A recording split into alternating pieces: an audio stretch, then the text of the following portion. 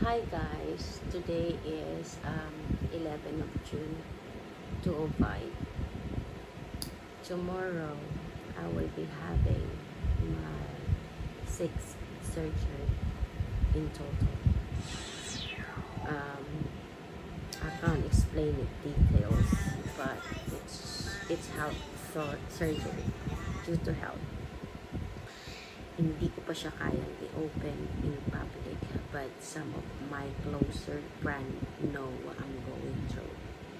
So this is the 6th one. Medyo kabado. Time check is 10:50. I need to wake up early kasi 2 hours pa yung biyahe.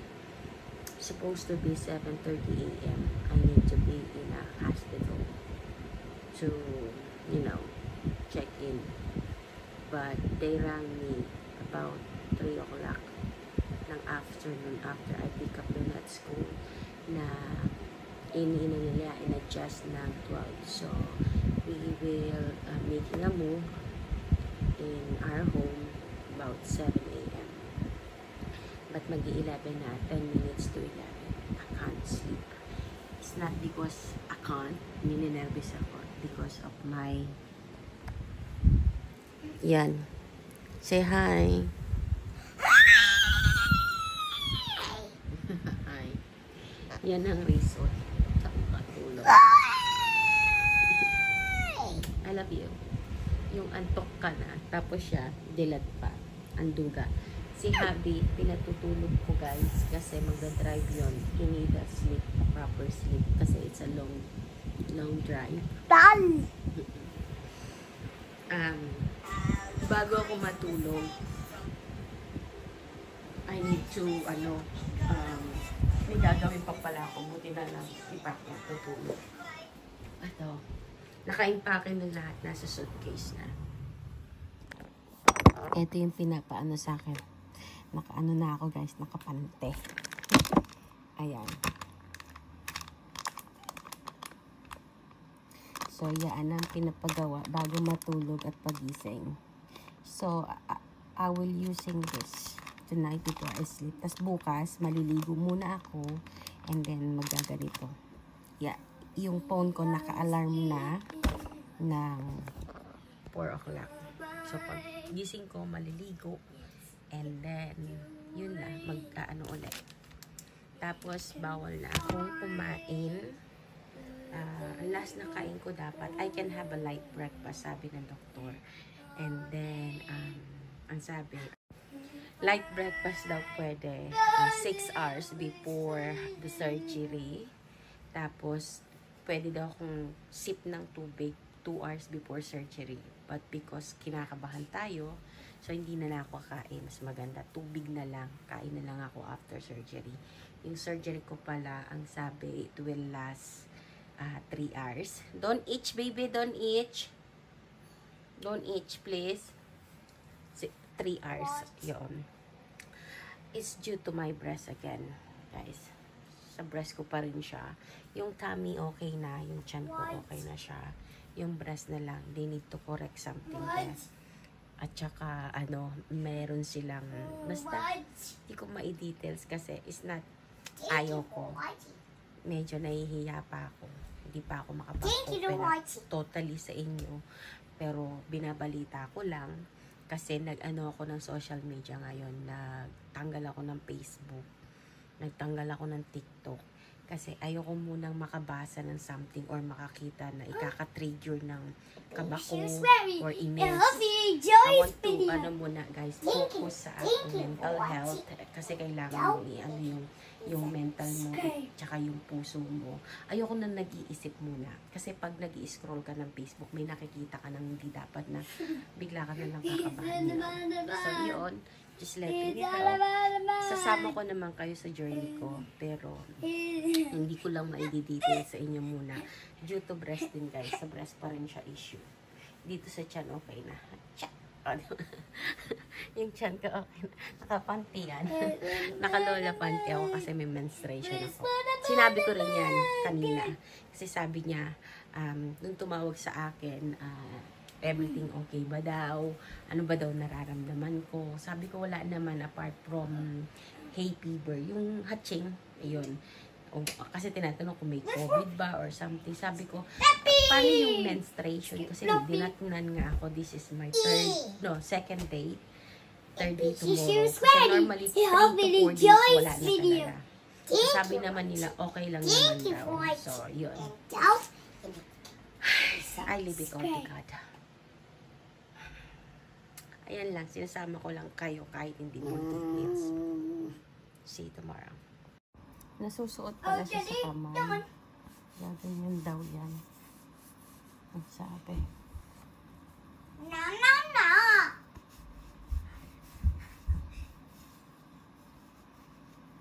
No, no, no. Kasi ayan siya guys. Yung mga parte ng katawan. Tinuturo ko saan pupunasan.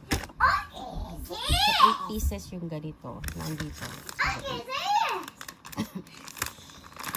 So 4 na parte ng katawan. Pupunasan mo siya.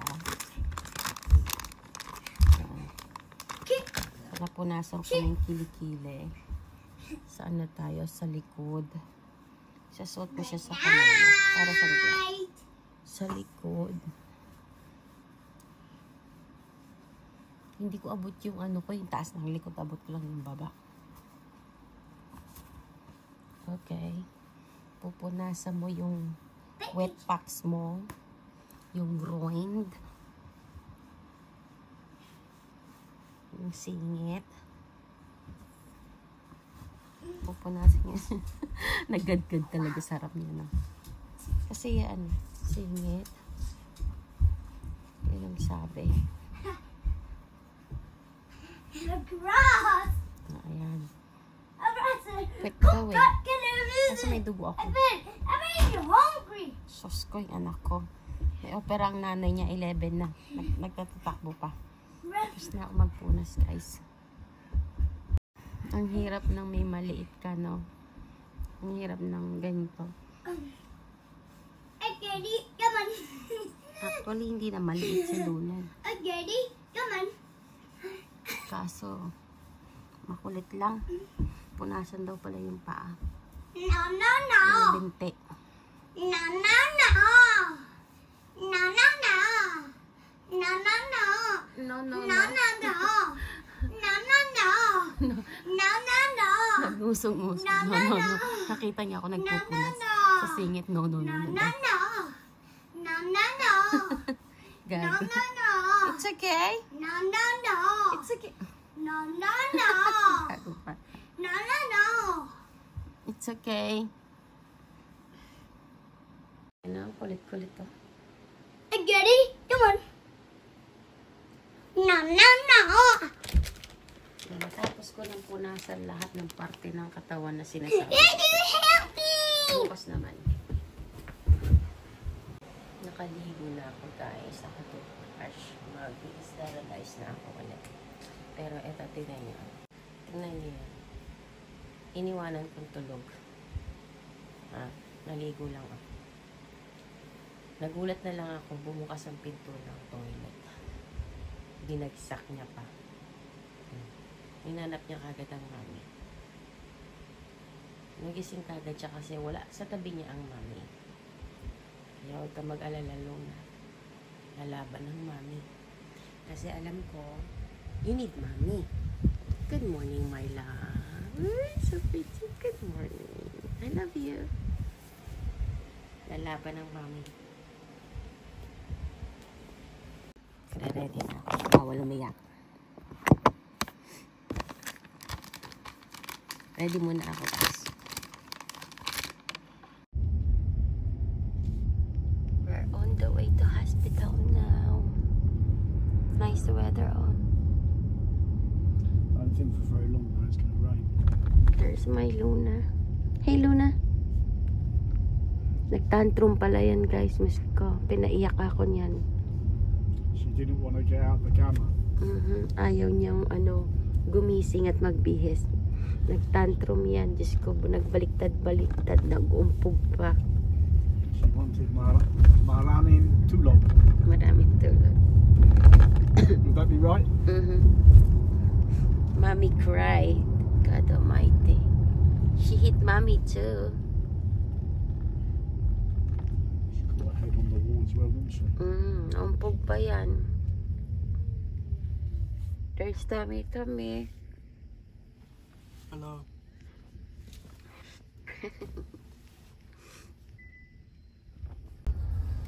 Look guys, just go on the way kami sa hospital. Nakakita pa ako ng aksidente. Oh my goodness gracious. So I've got a trash car.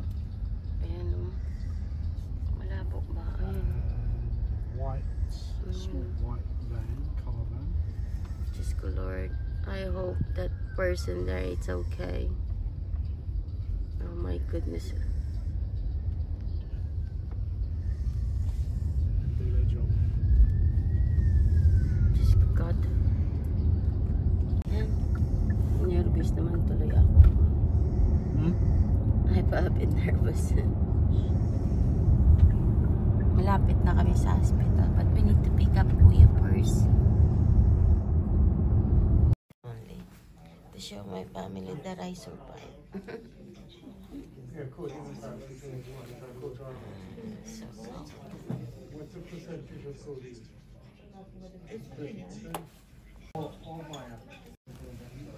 ayun na, binigyan na nila ako ng sandwich kasi wala pa akong kain.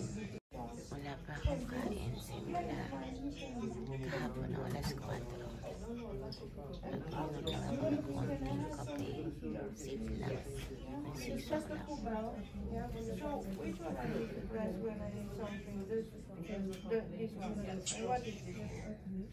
Guys, buong katawan hindi na mapakita kasi wala akong pante. Nangihina pa ako. Sakit ng ganito kasi nilagyan niya ng tubo. Tinubuhan ka para in case something happen to your airway. Si Happy, pinabili ko ng latte kasi nanginginig ako sa lamig. Meron akong heater kanina sa recovery room kasi tinanggal na. Nilagay na ako sa sarong ko. Yung ginawa sa akin, nila-hyposuction ako. Ano dyan? Hita. Tapos nilagay sa dede ko.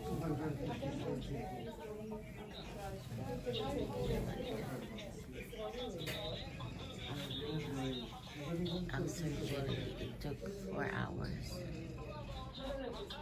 Until ko pero spite of ganda ko pa rin. Na-filter na. Hey, ate. Ganda mo, te. Pwede na mag-tiktok sa hospital. Tiktok na ako. Ang patawan mo.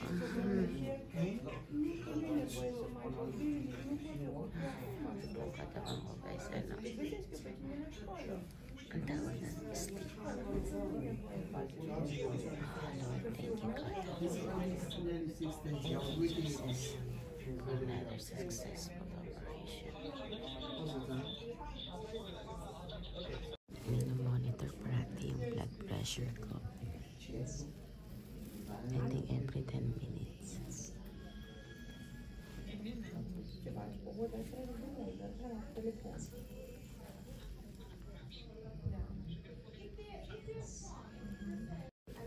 My first meal guys since yesterday, and guess what, I got my current husband.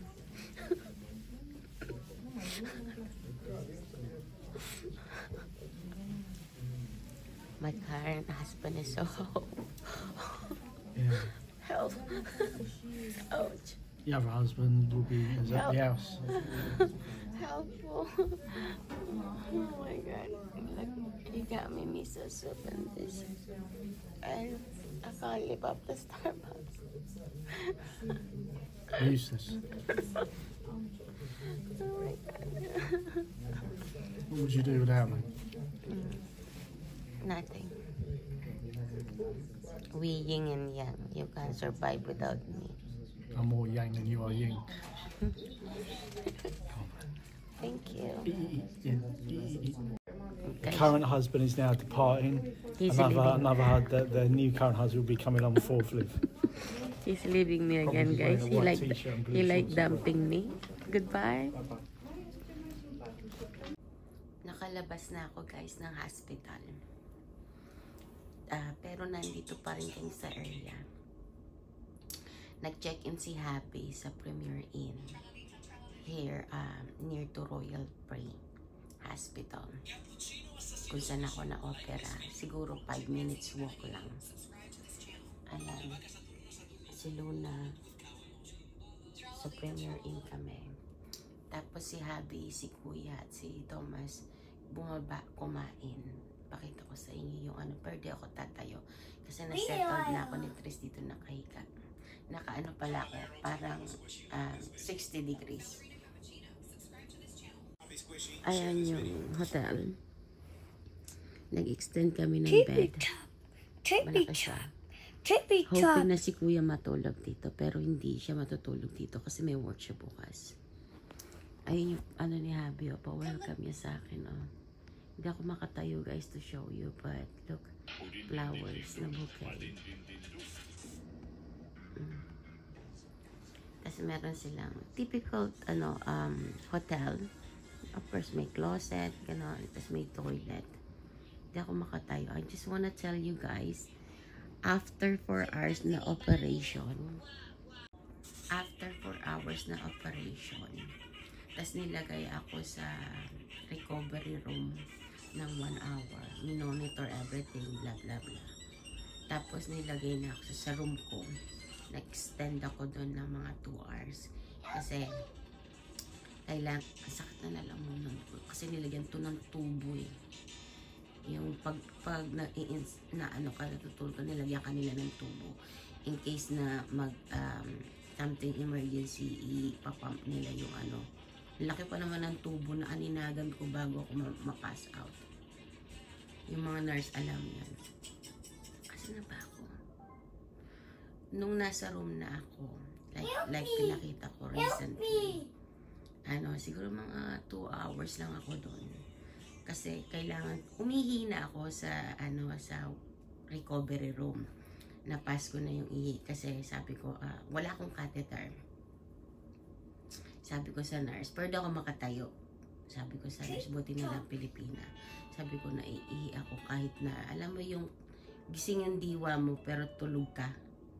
Tapos ginawa niya, inangat niya yung puwet ko, naglagay siya ng something na flat, pero may parang iian mo. Ewan ko, pansahod. Tapos umihi ako, ang dami-dami. Naipas ko yung ihi. Pero after that, nilagay na ako sa room ko. Kailangan kong umihi ulit. But this time, kailangan kong umihi ulit. But this time, kailangan kong tumayo. Kasi maglakad. Kaka-opera lang ha. Sabi nung nurse, aalalayan niya ako. Tinulungan niya akong bait. Binuksan niya yung pinto. Gusto pa nga niyang pumasok kasi parang, alam mo, lutang ka pa, medyo hilo ka pa. Yung dala ng anesthesia. Kasi 4 hours kang inoperahan eh. 4 hours kang tulog. So sabi ko, kaya ko naman. Nanginginig yung labi ko. Nanginginig yung labi ko, guys. Kaya ko naman, sabi ko. Edi yun, sabi niya, wag mong ilaki yung pinto. Nanginginig yung labi ko. Wag mong ilaki yung pinto, sabi niya. Tapos ayun, hindi ko nila, umihi ako. Tapos tinanong niya kung umihi ako. Sabi ko, yes, madami-dami din yung ihi ko. Kasi tagal ko nakaupo. Tapos sabi niya, okay, pwede na kitang i-release, sabi niya. Tapos ayun, inasikaso niya na yung paperwork ko. Yung medicine na binigay sa akin, painkiller.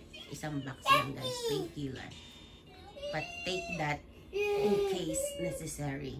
Yung hindi ko kaya yung sakit. Ako malakas yung tolerance ko. Labi ko tangina. Malakas yung tolerance ko sa sakit. Iinumin ko lang yan talaga pag kaya ko. Ano nanginginig yung labi ko? Help me!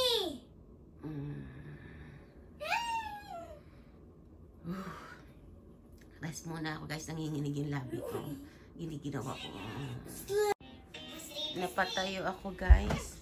Kasi dumating si Thomas at kuya. Tapos si kuya nagpaalam na. Eh dito hindi ka makakapasok o labas kung wala kang susi.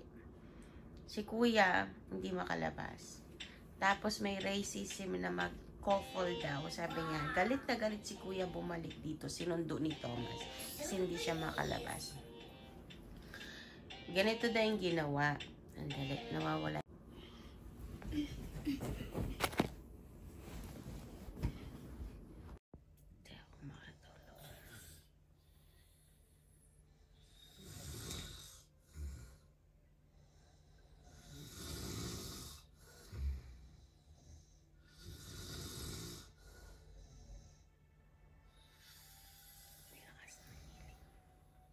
Masakit. Masakit pong katawan to. Oh my God.